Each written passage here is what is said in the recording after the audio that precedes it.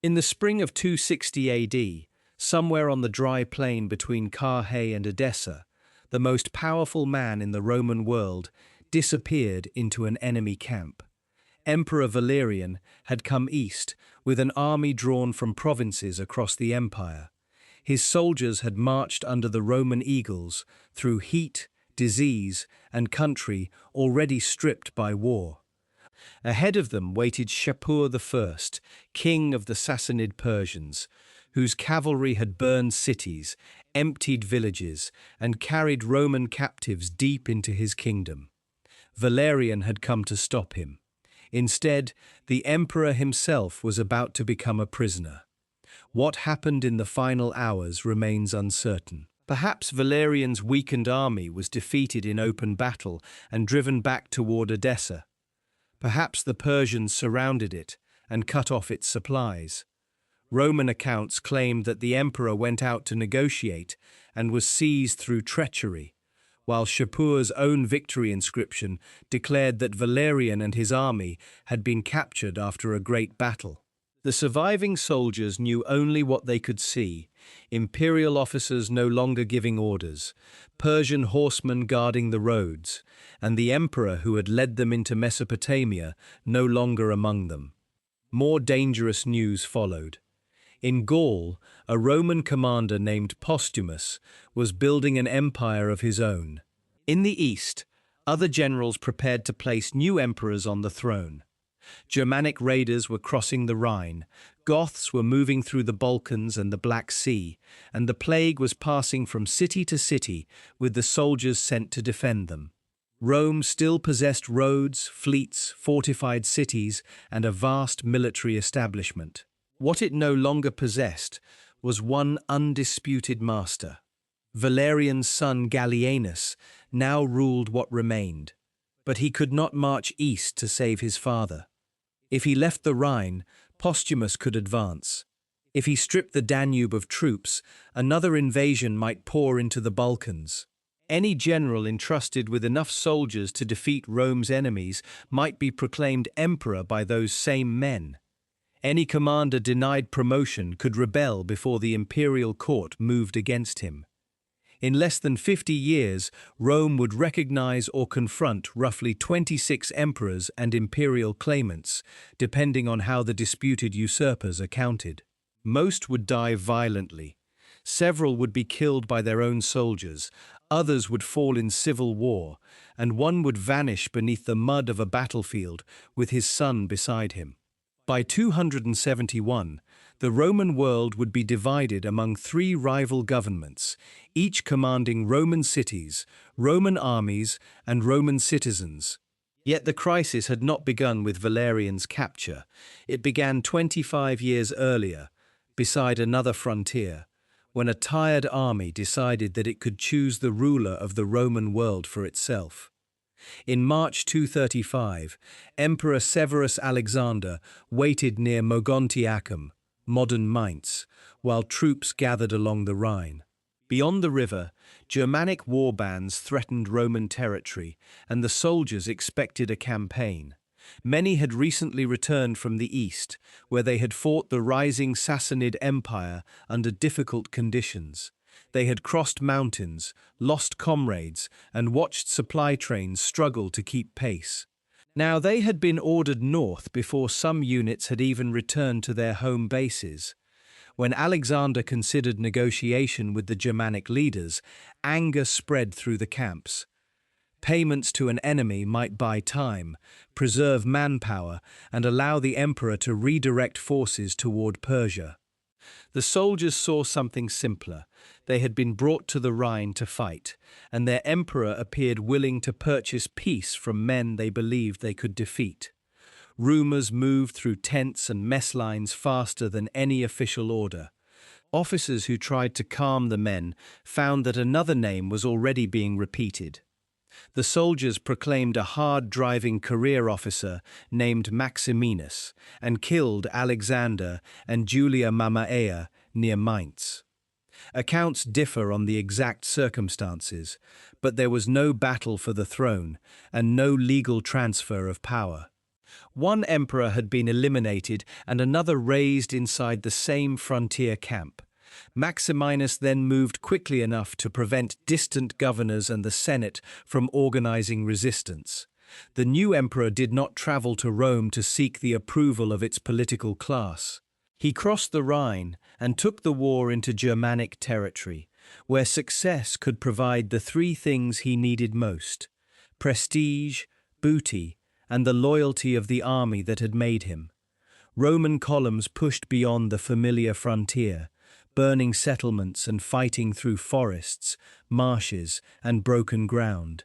At Harshorn, in what is now central Germany, archaeological evidence shows a Roman force moving through a narrow route and using missiles and artillery against enemies on higher ground. Ballista bolts, spearheads, and military equipment left along the ridge reveal that Rome could still conduct a disciplined campaign far beyond its borders.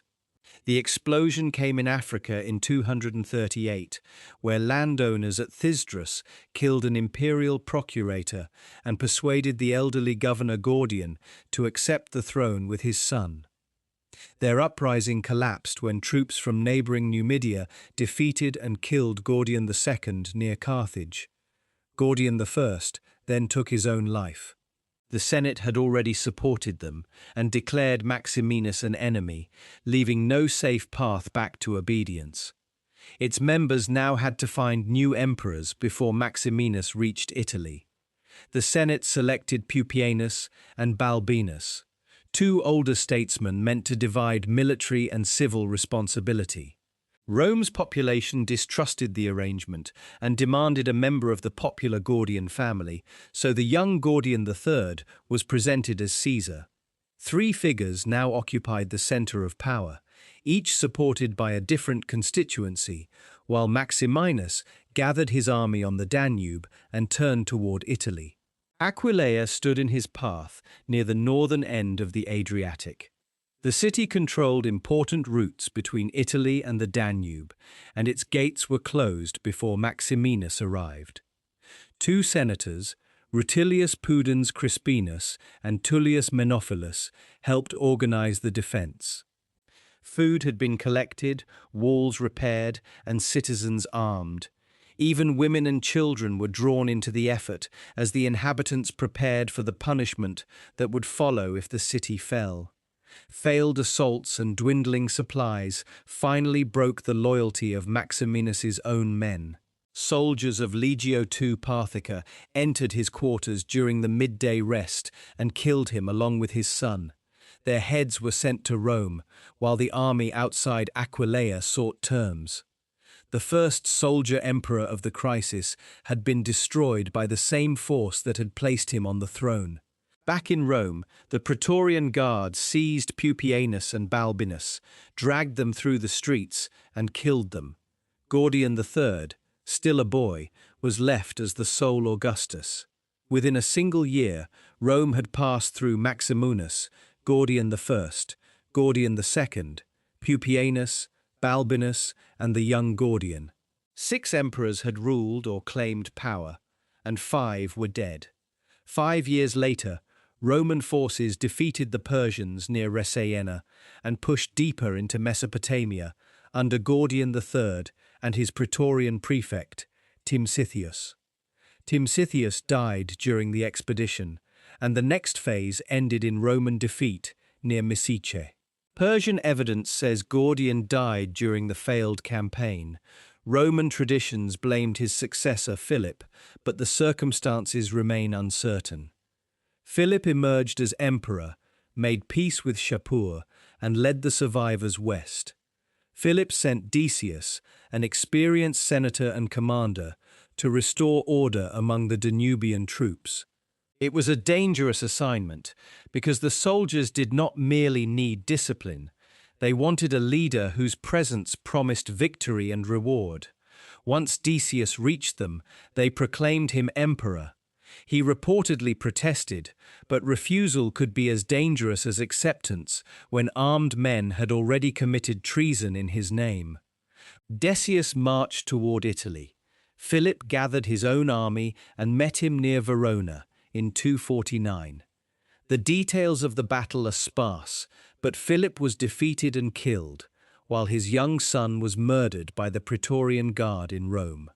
Decius had been sent to suppress a rebellion and returned as emperor because the forces under his command had transformed his mission. He had little time to enjoy the victory. By taking troops from the Danube and leading them into civil war, Rome had weakened the frontier Decius was supposed to protect. Across the river, a Gothic leader named Caniva saw the opening. His warriors began moving toward Roman territory, not as a single uncontrolled crowd, but in separate columns aimed at cities, roads, and passes across the Balkans. In 250, Caniva's warriors crossed the lower Danube and entered Roman territory. The frontier was not undefended, but its strength had been thinned by years of political struggle. Units that should have watched the river had followed Decius against Philip, and some had not yet returned. Cniva divided his forces, sending separate columns toward different cities so that Roman commanders could not concentrate against a single target. Decius pursued Cniva across the Haemus Mountains, but allowed his army to rest near Beroe without securing the position carefully enough. Cniva turned back and struck the camp by surprise. Men who had set down shields and loosened equipment found themselves trying to form ranks while Gothic warriors pressed among the tents.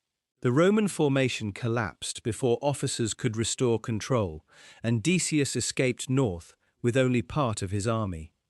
The defeat opened the road to Philippopolis, one of the wealthiest cities in Thrace. Its walls offered protection, but the Roman field army that should have relieved it was no longer close enough to intervene.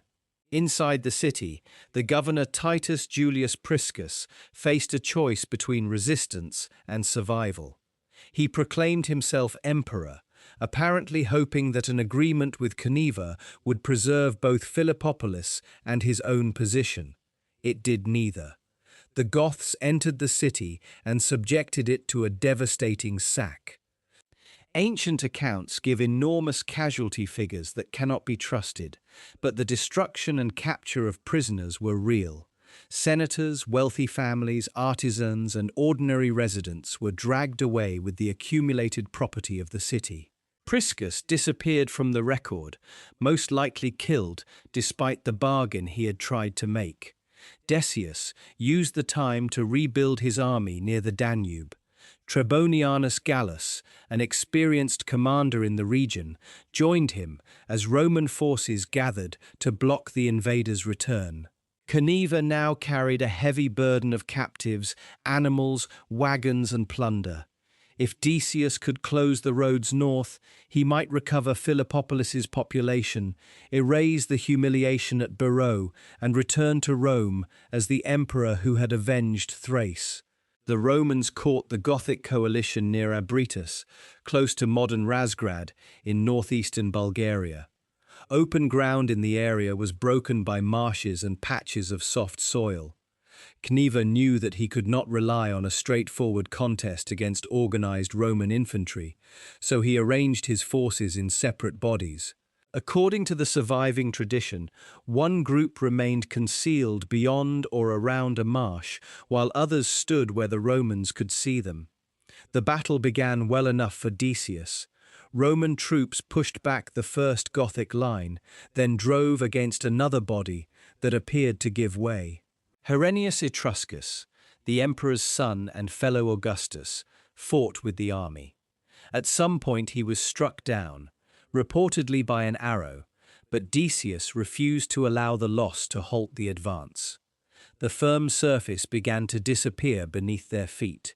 Men carrying shields, helmets, armor, swords, and spears struggled to maintain alignment as mud pulled at their boots. Horses lost their footing, and units that had advanced together separated around pools and channels. Once the formation became compressed and disordered, Gothic missiles began falling into it. Cniva's hidden force emerged, while the troops in front turned back against the Romans. Decius could no longer withdraw his men in the same order with which they had entered. Those at the rear pressed forward without seeing the trap, while men ahead tried to escape through soldiers still advancing. Standards vanished in the crush. Officers lost contact with their units, and the disciplined army became a mass trapped between the enemy and the marsh. Decius died there with his son. Their bodies were never recovered, and later accounts imagined them swallowed by the mud among thousands of soldiers. Rome had lost emperors to assassination and civil war before, but no reigning emperor had ever been known to die in battle against a foreign enemy. The imperial command, the army, and the promise of vengeance for Philippopolis disappeared together at Abritus. Gallus negotiated. Caneva was allowed to cross the Danube with his plunder and prisoners, and Rome may have agreed to resume payments intended to prevent further attacks. To citizens mourning the dead and families whose relatives remained in captivity, the settlement looked disgraceful.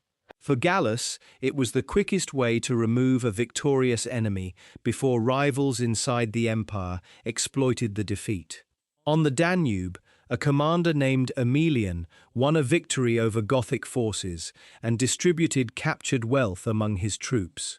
The soldiers compared his success with Gallus's humiliating treaty and proclaimed Aemilian emperor in 253. Rather than remain on the frontier, he led his army toward Italy. Once again, troops were pulled away from the river because victory over a foreign enemy had created a new contender for the throne. Aemilian entered Italy as emperor, but Valerian was already approaching with another army. The troops who had murdered Gallus now faced the prospect of fighting a stronger force for a ruler they had followed only recently. They solved the problem in the way that had become familiar. Aemilian was killed by his own men, and Valerian received the throne without needing a major engagement. Valerian was experienced, respected, and old enough to understand that one man could no longer reach every threatened frontier. He elevated his son Gallienus as co-emperor and divided their responsibilities. Gallienus remained in the west to defend the Rhine, Danube, and Italy. Valerian went east, where Shapur I had transformed the Sassanid Empire into Rome's most organized and dangerous rival. Gallienus faced no easier situation in the west. Frankish groups crossed the Rhine into Gaul, while Alemanni moved through the frontier zones and eventually threatened Italy. Troops had to protect river crossings, roads through the Alps, and cities whose walls had been neglected during generations of relative security. Every reinforcement sent to one sector exposed another. Along the Rhine, Gallienus entrusted his young son Saloninus to officials at Colonia Agrippina, modern Cologne. The real military power in the region belonged to Postumus, a commander respected by the frontier troops. When Postumus's men intercepted a raiding party and recovered its plunder, they expected to divide the spoils. Saloninus's guardian, the Praetorian prefect Silvanus, ordered the property turned over to the imperial court. Saloninus and Silvanus were killed. Postumus gained control over Gaul, Britain, and for a time, parts of Hispania. He established his own administration, appointed consuls, issued coins, and commanded the Rhine legions. His government was Roman in language, law, and military organization. It simply no longer obeyed the emperor in Italy. While Postumus consolidated the west, Valerian prepared his eastern offensive. Shapur had moved against Carrhae and Edessa in northern Mesopotamia. These fortified cities guarded roads linking the Euphrates frontier with Syria, and losing them would leave the eastern provinces exposed to repeated attack. Valerian assembled an army from across the empire and marched to relieve them. Shapur's own inscription later claimed the Roman force numbered 70,000. It listed troops drawn from numerous provinces and included men identified with Germanic and Gothic regions. The figure may have been designed to magnify the Persian victory, but Valerian clearly commanded a major field army containing legionary detachments, auxiliaries, cavalry, and contingents transferred over long distances. No surviving account gives a reliable sequence of the battle. Shapur declared that a great confrontation took place beyond Carrhae and Edessa, and that Valerian was captured with his army. Roman traditions suggested that the emperor's force was defeated or surrounded, after which he went to negotiate. Some accused Shapur of seizing him after promising safe conduct, but those claims may have allowed Roman writers to explain an unbearable defeat as foreign treachery. Whatever occurred, Roman command collapsed. Valerian disappeared into Sassanid hands along with senior officers, including a Praetorian prefect. Units that had marched east from distant provinces were killed, captured, or scattered. Shapur led thousands of prisoners deeper into his territory, where Roman engineers and laborers were employed on construction projects. News traveled west in fragments. A messenger reaching Antioch could report the loss of the army without knowing whether Valerian still lived. Another brought the names of captured officers. By the time the reports reached Gallienus, the disaster had become a political signal to every ambitious commander from Syria to the Danube. Gallienus was now the sole legitimate emperor, but his father's defeat made him appear vulnerable. He could not abandon the West and cross the empire in pursuit of Shapur. Postumus held Gaul.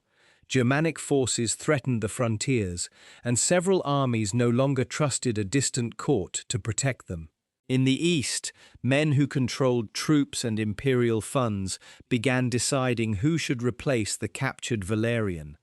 Odenathus of Palmyra made a different choice. He controlled a wealthy caravan city whose mounted forces understood the Syrian desert and the roads toward the Euphrates. Rather than submit to the new claimants, he remained aligned with Gallienus and attacked Sassanid troops burdened with captives and plunder. Palmyrene horsemen pursued the retreating enemy, recovering prestige at the moment Rome's regular command had disintegrated. By 261, the Roman Empire had not officially ceased to exist, but its unity had become a fiction. Postumus ruled the western provinces. Odenathus controlled the eastern armies in the name of Gallienus. Between them, the emperor held Italy, Africa, and much of the Balkans, while moving constantly to suppress invasions and revolts. Gallienus responded by keeping a powerful mounted force closer to the center of the threatened provinces. Milan became one of his principal bases because roads from northern Italy led toward Gaul, the Alps, and the Danube. Cavalry could travel faster than a full legionary column and reach an invasion before raiders dispersed into smaller groups. Among the officers associated with these forces were Aurelius, a capable cavalry commander, and Aurelian, an Illyrian soldier whose reputation was growing with every campaign. While Rome fought itself on land, raiders began testing the empire by sea. Gothic and Herulian groups obtained or built fleets along the northern coast of the Black Sea. Their vessels did not need to defeat a Roman battle fleet in a formal engagement. They needed only to carry warriors past guarded river crossings and land them near wealthy coastal settlements. In 267, a maritime force associated with the Heruli reached Greece. Athens was captured and plundered despite efforts to defend it. Dexippus, an Athenian historian and public figure, later became connected with local resistance, and fragments of his work preserve the fear of communities forced to fight without immediate imperial help. For residents watching smoke rise over familiar temples, Rome's crisis was no longer a struggle among distant generals. It had entered their streets. Gallienus moved into the Balkans and fought the invaders near the river Nestos. The Romans won an important engagement, and some enemy leaders reached terms, but the campaign was not finished when another message arrived from Italy. Aureolus, the cavalry commander trusted with defending the approaches to the peninsula, had rebelled at Milan. The timing forced Gallienus to choose between two dangers. If he continued pursuing the Goths, Aureolus could consolidate control over northern Italy or invite Postumus across the Alps. If he turned west, the invaders in the Balkans might regroup.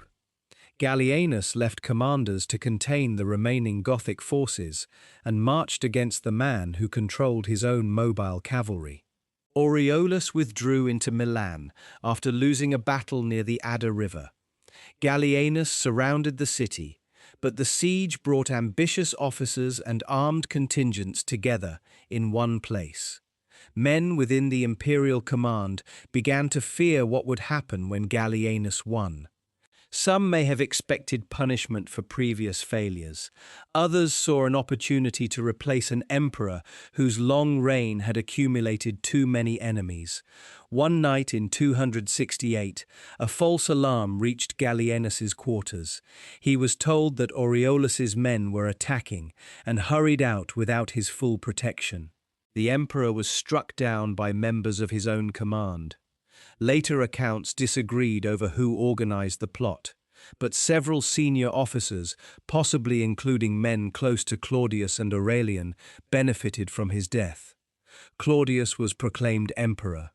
Before he could face the Goths, he had to settle the struggle at Milan. Aureolus surrendered, perhaps expecting clemency, but he was killed by soldiers. Claudius then distributed a large donative to calm troops unsettled by Gallienus's assassination, and turned toward the threats that had grown while Roman commanders fought outside the city walls. By 269, a large Gothic coalition was moving through the Aegean and Balkans in a campaign remembered by later writers in wildly exaggerated numbers. Ancient accounts claimed thousands of ships and hundreds of thousands of people, figures that cannot be accepted literally. What the Roman defenders encountered was still formidable, a mixed force of warriors and families moving by sea and land, searching for cities to plunder and territory in which some might settle. Claudius positioned the main Roman force near Naissus, modern Niš in Serbia, along a corridor leading toward the Danube. The exact sequence is obscured by later accounts eager to glorify him, and part of the victory may have resulted from operations Gallienus began before his assassination. The surviving tradition describes Roman troops using deception to draw a large Gothic body into an ambush. The invaders believed part of the Roman force was retreating. They followed, leaving secure ground and extending their formation as they moved. Once the pursuit had carried them into the chosen area, concealed Roman units attacked, while cavalry struck the exposed sides and rear. What appeared to be another Roman withdrawal became a trap. The fighting did not end with one charge. Gothic groups withdrew into defensive positions formed by wagons, while others tried to escape through the mountains. Roman units hunted them across terrain that made large formations difficult to maintain. Hunger, cold, and disease began killing those who survived the battlefield. Claudius received the title Gothicus, but his victory did not give him time to restore the rest of the empire. In the east, the balance created by Odenathus had ended violently. The Palmyrene ruler and his eldest son had been assassinated, possibly during a family dispute, leaving his young son Vabilathus as heir. Power passed to Vabilathus's mother Zenobia. She did not immediately declare war on Rome. Coins and documents continued to acknowledge the emperor, allowing her to present Palmyrene expansion as protection of the eastern provinces rather than rebellion. Behind those formalities, she controlled Odenathus's commanders, revenues, cavalry, and the loyalty his victories had created. Her general Zabdas moved south in 269 or 270. Palmyrene forces entered Egypt, where control of Alexandria and the Nile gave Zenobia access to enormous wealth and the grain shipments upon which Rome depended. A Roman-aligned commander named Tenagino Probus resisted and briefly recovered Alexandria, but Zabdas returned, defeated him, and secured the province. Probus was captured and killed himself rather than survive the loss. Palmyrene forces also advanced across much of Asia Minor. Cities weighing loyalty against immediate danger often chose the authority whose soldiers stood nearest their gates. Zenobia's government now controlled territory stretching from Egypt through Syria and into Anatolia. What had begun as a regional defense system was becoming an Eastern empire. Claudius could do little about it. He was still directing operations in the Balkans when disease spread through the Roman forces and reached the imperial headquarters at Sirmium. The emperor who had survived rebellion, the Alemanni, and the Gothic invasion fell ill and died in 270 after less than 2 years on the throne. His brother Quintillus was proclaimed emperor by troops in Italy. Farther east, the Balkan army selected Aurelian, the cavalry commander whose men had helped destroy the Goths. 2 emperors now claimed power, while foreign groups remained inside Roman territory, and Zenobia extended her control. Quintillus lacked the army needed for a long contest, and died after a reign measured in weeks, either killed by his soldiers or by his own hand. Aurelian inherited the Central Empire, but his position was little more than a line connecting Italy to the Balkans. Postumus was already dead, murdered by his own soldiers after he refused to let them sack the rebellious city of Mainz. But the Gallic Empire survived under new rulers. In the east, Zenobia's power reached Egypt and Asia Minor. Along the Danube, Vandals, Juthungi, and other groups watched the Roman succession create another opening. The new emperor could not attack Palmyra or Gaul until he secured the roads behind him. He moved against Vandal forces crossing into Roman territory and negotiated only after defeating or containing them. When Roman soldiers tried to plunder during the settlement, Aurelian enforced discipline harshly. He needed neighboring peoples to believe his agreements would hold, and he needed his own men to understand that another emperor would not be ruled by the army that had chosen him. Then the Juthungi crossed the Danube and moved toward Italy. They traveled in separate groups, living from captured livestock and property while carrying their plunder toward the Alpine routes. Aurelian hurried west, but near Placentia his army entered wooded or restricted ground, where the enemy attacked by surprise. Roman troops were driven back, and reports of the defeat raced toward Rome faster than reliable details. Panic spread through the capital. Residents who had spent centuries believing the frontiers would absorb every invasion now heard that armed groups were already in northern Italy and that the emperor had lost. The old walls built in the Republican period enclosed only a fraction of the expanded city. Temples were opened for consultation, emergency rites were performed, and political enemies of Aurelian began calculating whether he would survive. Near Fanum Fortunae, Aurelian forced a battle with the Juthungi, trapped between Roman troops and difficult ground along the river and sea. Their freedom of movement disappeared, and the advantage gained at Placentia was lost. Survivors turned north, trying to reach the Alpine passes before the emperor could close them. Aurelian caught another body near Ticinum, modern Pavia. The Juthungi had divided their forces to move and forage more easily, but separation allowed the Romans to defeat them in parts. The road out of Italy became a killing ground, and the invasion that had terrified Rome ended with the surviving groups scattered or driven beyond the frontier. Aurelian did not treat the victory as proof that the capital was safe. He returned to Rome and ordered the construction of a new defensive circuit around the city. Existing buildings, walls, and structures were incorporated wherever possible to save time. The project would eventually create a barrier roughly 11 miles long, an admission in brick and concrete that enemies might again reach the heart of the empire. Before leaving for the east, Aurelian made another decision that earlier emperors had avoided. Roman Dacia, north of the Danube, projected into territory increasingly difficult to hold. Its garrisons required men and supplies that he needed elsewhere, while the river offered a shorter and more defensible line. He withdrew troops and reorganized the frontier south of the Danube, surrendering land so the army could protect what remained. In the east, Zenobia and Vaballathus no longer concealed their independence. Their titles became more openly imperial, and Palmyrene authority rested on Egypt's wealth, Syria's cities, and an army commanded by Zabdas. Between Aurelian and Antioch lay the Bosporus, Asia Minor, mountain roads, fortified towns, and hundreds of miles of territory whose loyalty could change as soon as one side appeared weaker. According to later tradition, Aurelian had sworn that he would not leave even a dog alive in Tyana. When the gates opened, he spared the inhabitants and ordered his men not to sack the city. Asked about his promise, he reportedly told them to kill the dogs instead. The story may have been polished in later retelling, but the policy was unmistakable. Mercy could open the next gate more quickly than terror. Cities across Asia Minor began submitting.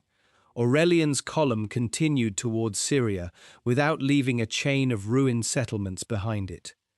Zenobia sent Zabdas north with the Palmyrene field army, including the armored cavalry that had helped Odenathus dominate the eastern frontier. Those horsemen were built for a direct contest, protected by layers of metal and trained to break opponents through weight and shock. Near Antioch, on the open ground around Imme, Aurelian finally saw the army that stood between him and the eastern provinces. His own cavalry could not simply meet the Palmyrene cataphracts in a head-on collision. The armored riders were heavier, and the plain gave them room to charge. When Zabdas sent the Palmyrene cataphracts forward at Imme, Aurelian's cavalry turned away. To the armored riders, the Roman withdrawal looked like proof that their first charge had succeeded. They pursued across the plain, increasing speed as the distance from their supporting infantry widened. The Syrian sun beat down on horses, carrying men, armor, weapons, and protective coverings of their own. Aurelian's cavalry did not break apart. Its riders kept enough order to remain just beyond the reach of the heavier Palmyrenes, drawing them farther from the position where Zabdas could support them. The chase continued until the cataphracts' horses began to tire and their formation stretched across the field. Only then did the Romans turn. The Palmyrene riders had expected to strike fleeing backs, not face a coordinated counterattack. Their armor protected them in a close collision, but exhausted horses could no longer deliver the force that made the charge dangerous. Roman cavalry hit men whose line had lost both momentum and cohesion. Riders fell, animals collided, and the pursuit reversed toward Antioch. Zabdas understood that the loss could cause the city to change sides before his army escaped. Antioch contained citizens who had accepted Zenobia because Palmyrene troops appeared stronger than any force Rome could send against them. If those residents learned that Aurelian had won, the gates might close against the retreating army. Zabdas needed to turn defeat into apparent victory long enough to withdraw. Aurelian entered Antioch and faced another decision. The city had supported Zenobia, housed her administration, and accepted the authority of her army. His soldiers could reasonably expect to punish it, especially after a difficult march and battle. Instead, the emperor offered clemency and allowed ordinary life to continue. The decision moved faster than the Roman column. Other Syrian communities heard that Antioch had surrendered without being destroyed, reducing the reason to resist. Aurelian could not afford to spend weeks storming every wall between him and Palmyra. By sparing one great city, he made several future sieges unnecessary. Zabdas and Zenobia concentrated their remaining field army near Emesa, modern Homs. The city stood west of the desert and close to routes leading toward Palmyra. Its famous temple of the sun god Elagabal held wealth and religious importance, while the surrounding country offered space for the cavalry on which Palmyrene power depended. Here, Zenobia's commanders would make another attempt to stop Aurelian before he reached their capital. The battle opened with another clash of cavalry. This time, the Palmyrene armored horsemen drove Aurelian's riders back. Roman cavalry began retreating across the field, and some units may genuinely have lost control rather than performing a planned maneuver. Believing victory close, the cataphracts followed and pulled away from their infantry. The Roman foot soldiers remained in formation. Units recruited in Palestine were remembered as carrying heavy clubs or similar weapons well suited to striking armored men at close range. When Palmyrene horsemen reached the infantry without the full order of a formed charge, they encountered shields, spears, missiles, and blows directed at riders and horses. Armor that could turn a sword cut could not prevent a man from being knocked from the saddle. As the Palmyrene attack stalled, the Roman line advanced. Riders attempting to turn found other horsemen pressing behind them, while the supporting infantry could not close the widening gap. The retreat toward Emesa became crowded and confused. Zenobia's army still existed, but its strongest battlefield arm had failed for the second time. Inside Emesa, Zenobia examined what remained. Another battle might destroy the army completely, and the city's population could change allegiance if Aurelian offered the same terms he had given Antioch. She ordered a withdrawal across the desert to Palmyra, where walls, distance, and limited water might accomplish what her cavalry had not. The road to Palmyra led away from the densely settled Mediterranean coast and into the Syrian desert. Aurelian's army now depended on water points, pack animals, and a supply line stretching back through recently conquered territory. Palmyrene mounted troops and desert groups could attack wagons, kill stragglers, and disappear before Roman infantry formed for battle. Every mile weakened the advantages Aurelian had used at Ime and Emesa. Zenobia could hope that the Sassanids would intervene, that desert allies would cut Aurelian's communications, or that trouble on the Danube would force the emperor to withdraw. Roman troops tightened the blockade, while Palmyrene defenders fired missiles from fortified positions. Outside, Aurelian had to feed men and animals in a landscape that could not support them for long. The struggle became a contest between the city's provisions and the emperor's ability to keep his supply route open. Zenobia finally decided that waiting inside Palmyra would lead to capture. Leaving trusted men to continue the resistance, she mounted a fast camel or horse and headed east toward the Euphrates. If she crossed the river and reached Sassanid protection, Aurelian might face a renewed war with Persia rather than the surrender of one isolated city. Roman cavalry followed. Near the Euphrates, before Zenobia could reach safety, the pursuers overtook and captured her. The ruler who had controlled Egypt, Syria, and much of Asia Minor was taken back toward the camp surrounding her capital. When the news reached Palmyra, the defenders lost the possibility of rescue and open negotiations. Aurelian spared Zenobia and many inhabitants. Several of her advisors were tried, and the philosopher Cassius Longinus was executed after responsibility for defiant letters or policy was placed upon him. Zenobia's precise fate afterward remains uncertain, although the most familiar tradition says she survived, appeared in Aurelian's triumph, and later lived in comfort near Rome. Palmyra revolted in 273. The Roman garrison was attacked and killed, while a man named Antiochus was proclaimed emperor.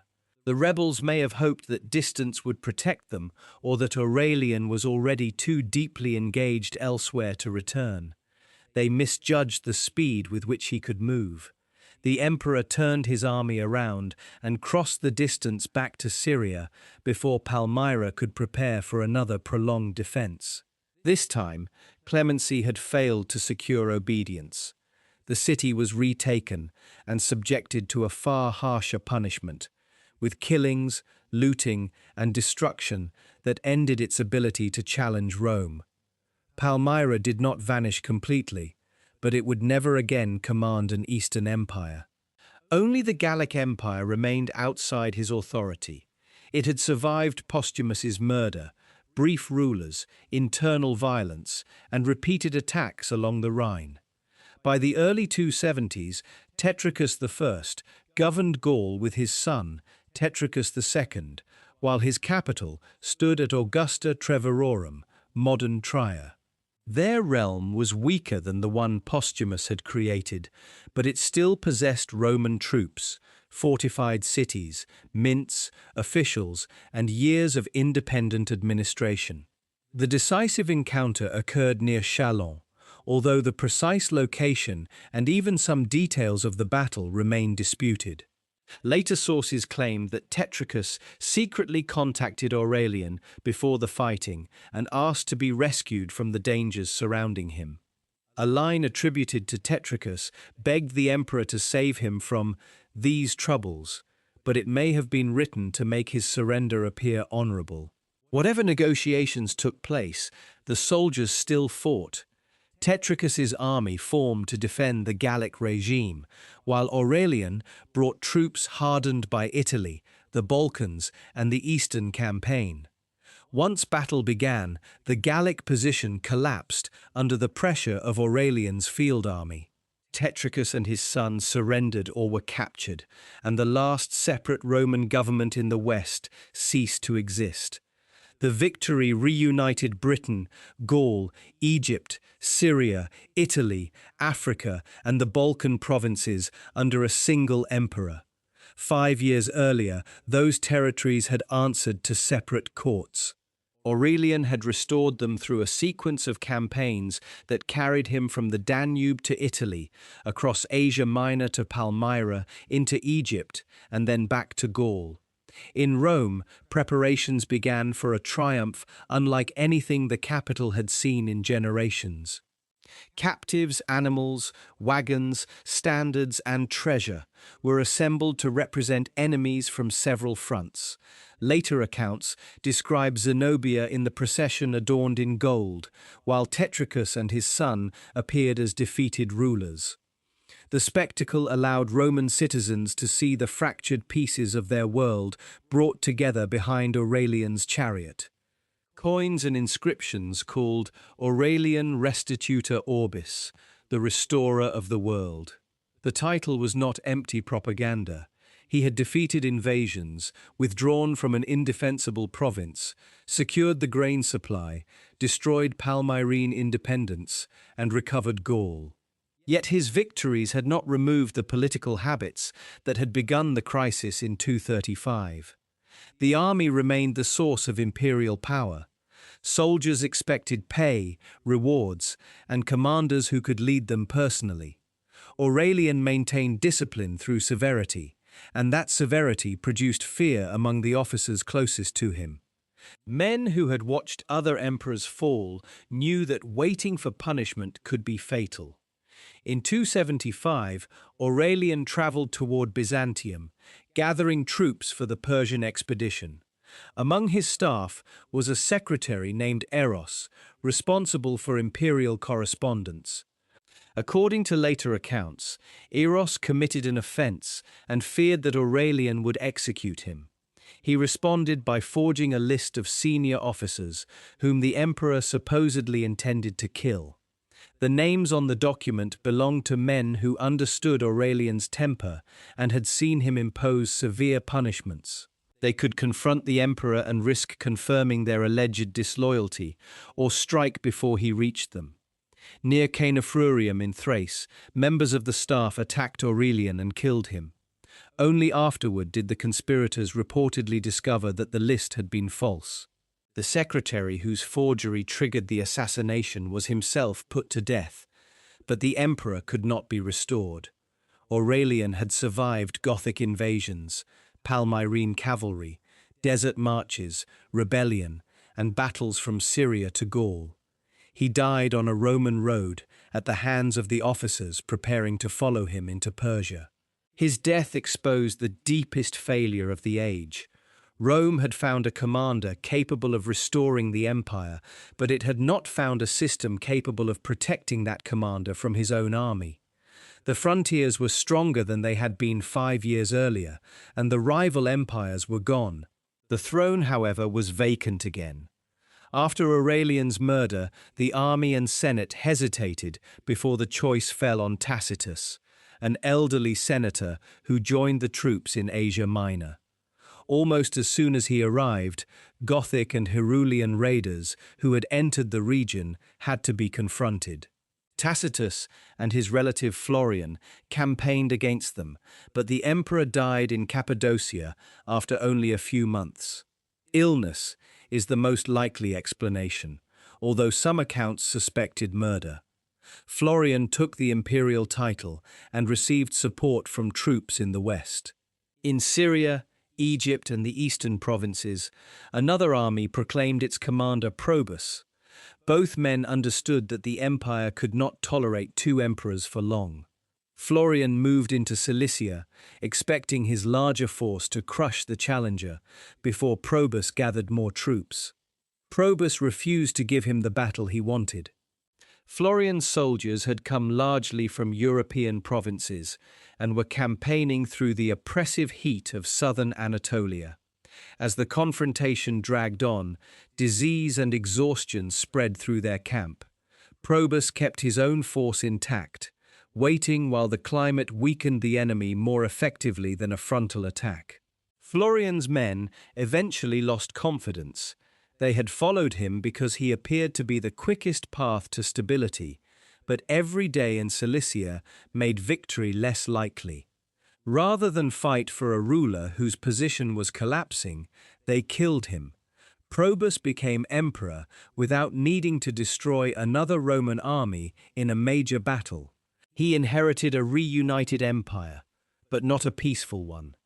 Frankish and Alemannic forces had crossed the Rhine into Gaul, taking advantage of the confusion after Aurelian's death. Towns that had only recently returned from the Gallic Empire again saw farms raided, roads blocked, and captives driven away.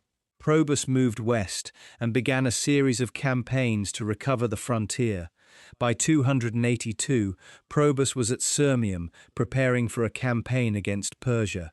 With no immediate enemy in front of them, soldiers were assigned to drainage, agriculture, and other labor. Men accustomed to earning honor and plunder in war now found themselves digging under strict discipline. Resentment spread, and an officer named Carus was proclaimed emperor by troops elsewhere. Probus ordered his forces to suppress the rebellion, but loyalty shifted before they reached Carus. Soldiers at Sirmium turned on the emperor and killed him. Later writers claim they soon regretted the murder and built a monument in his honor. Whether that remorse was real or invented, the political consequence was immediate. Another successful frontier emperor died before beginning his most ambitious campaign. Carus did not return to Rome for lengthy ceremonies. He elevated his sons Carinus and Numerian, leaving Carinus responsible for the west, while he marched east with Numerian. The Sassanid kingdom was passing through internal difficulty, and Carus intended to exploit the opportunity Aurelian had been denied by assassination.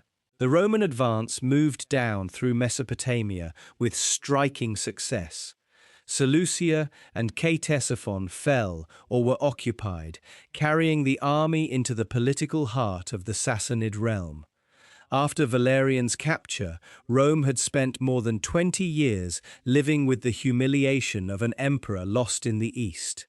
Carus now stood near the Persian capital with the route ahead apparently open.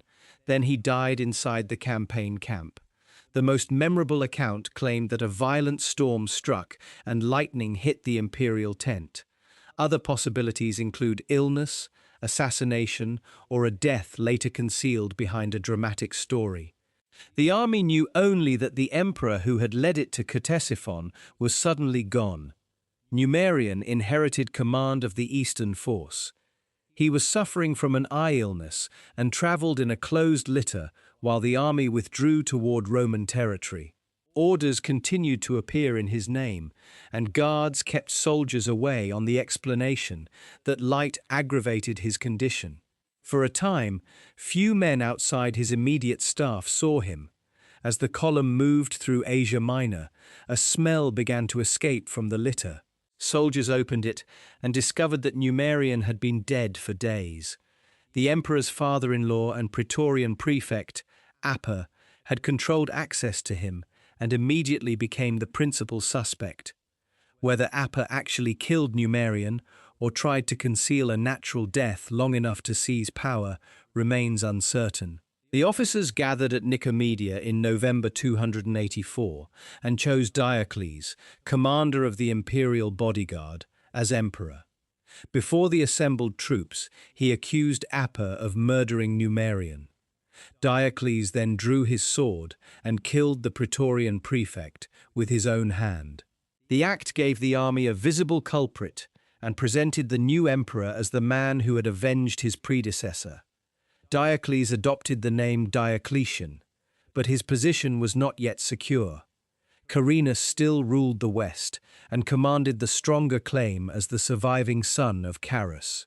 He had also defeated challengers inside his territory and now moved east to confront the man proclaimed after his brother's death. The two armies met in 285 near the Margus River in Moesia, not far from the routes that had carried so many usurpers toward Italy. Details of the battle are scarce and coloured by later hostility toward Carinus. Some traditions suggest that his troops fought effectively and that Diocletian came close to defeat. Carinus never saw the result completed. During the fighting, he was killed by one of his own officers or abandoned by commanders who transferred their allegiance to Diocletian. Later stories claimed that a husband seeking revenge for Carinus's behavior struck the fatal blow, but this may have been propaganda designed to make his fall appear deserved. Once he was dead, his army had little reason to continue. Diocletian became the sole ruler of the Roman Empire. He had not ended the crisis by winning a clear, overwhelming battlefield victory. Like several emperors before him, he survived because his rival's command disintegrated at the decisive moment. What separated him from those earlier rulers was what he chose to do next. The empire was too large, its enemies too numerous, and its communications too slow for one ruler to answer every threat personally. Diocletian eventually shared power first with Maximian, then developed the Tetrarchy with two senior emperors and two junior colleagues.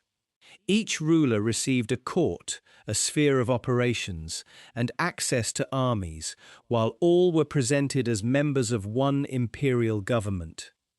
Diocletian also expanded the machinery required to keep those rulers and armies in the field.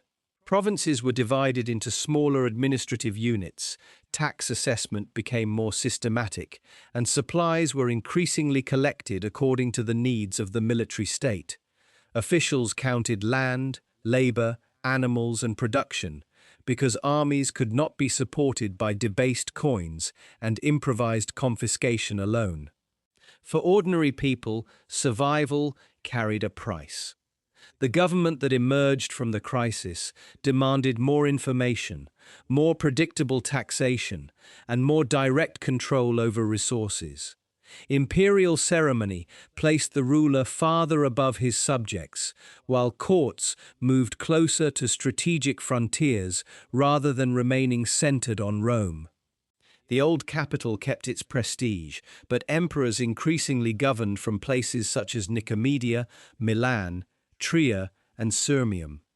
The empire that emerged after 285 was therefore not the one Severus Alexander had inherited. Its walls were higher, its government more demanding, and its rulers more openly military. Dacia had been abandoned.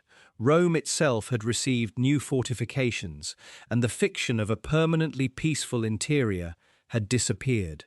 The empire survived by accepting that the conditions of the 2nd century would not return. 50 years earlier, near Mainz, soldiers had killed Severus Alexander because they believed he was too weak to lead them. They chose Maximinus in his place and proved that a frontier army could create an emperor without waiting for Rome. That decision did not cause every disaster that followed, but it revealed the weapon that would repeatedly be turned against the empire. Decius followed the Goths into the marshes at Abritus and vanished with his son. Valerian marched east to save Edessa and ended his life in Persian captivity. Gallienus spent 8 years racing between rebellions and invasions before officers murdered him outside Milan. Claudius defeated the Goths but died of disease, while Aurelian restored the Roman world only to be killed by frightened members of his own staff. The familiar claim that Rome had 26 emperors in 50 years depends on which co-rulers and disputed claimants are counted. The precise total matters less than the fate shared by so many of them. Few died peacefully, and almost none could trust the army that guarded them. Yet those armies did not simply destroy Rome. At Abritus, Edessa, Naissus, Imme, Emesa, and dozens of smaller battlefields, Roman soldiers continued fighting under conditions that should have torn the state apart. They crossed mountains, rebuilt units after plague, defended cities abandoned by distant governments, and followed new emperors against enemies carrying Roman standards of their own. Aurelian forced those pieces together again. Diocletian then accepted the lesson Aurelian's murder had exposed. Reconquest was not enough. The empire needed a different way to govern distance, succession, taxation, and war. Rome could survive only by becoming something harder and less familiar. In 260, a Roman emperor had stood before Shapur as a prisoner, while the empire broke into competing realms. By 2085, one government again stretched from Britain to Egypt and from the Rhine to the Syrian frontier. The recovery had cost provinces, cities, armies, fortunes, and the lives of nearly every ruler who attempted it. Rome had come within sight of collapse and stepped back, but it did not return unchanged. The empire saved by Aurelian and reorganized by Diocletian was more militarized, more divided in its administration, and more demanding of its people than the world of Augustus had been. The soldiers who made and murdered emperors had nearly destroyed the Roman Empire. In the end, they also forced it to become the kind of empire that could survive them.